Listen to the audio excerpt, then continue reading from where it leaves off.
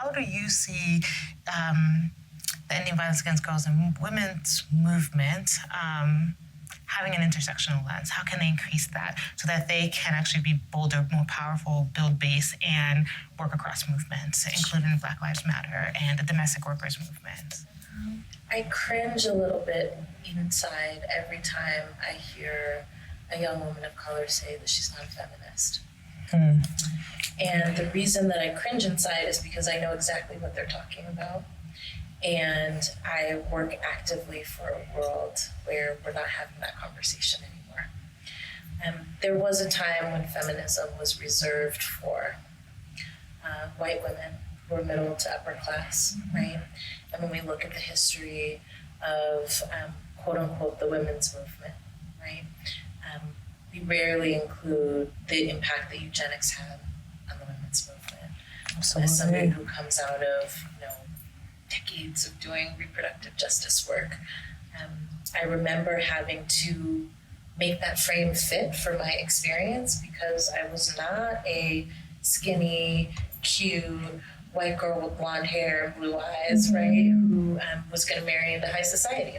Yeah, my experience was actually really different than that, and being able to say that we matter too, right, didn't used to actually be a cornerstone of the women's movement. And it took women of color, it took poor women, it took immigrant women, and it took gender nonconforming people and queer folks to say, actually, this movement needs to be about all of us. So all of that to say that I deeply, deeply believe that intersectionality is a practice. It's not a theory. Absolutely. Yeah. And props to our sister, Dr. Kimberly Crenshaw, for giving us language to talk about our experiences.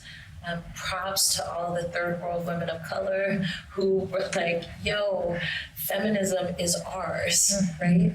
And to keep building on that legacy, we have to be very, very mindful of a few things.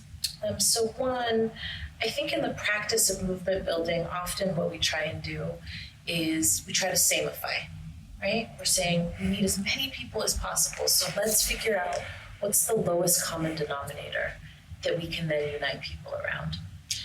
When in fact, what that ends up doing is flattening our experiences and in some cases pushing people out of movements.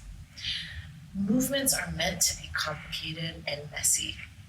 They are meant to have contours, to have curves. They're meant to be like mosaics, right? It's not meant to be a one-size-fits-all. It's meant for there to be a space where everybody involved can feel human.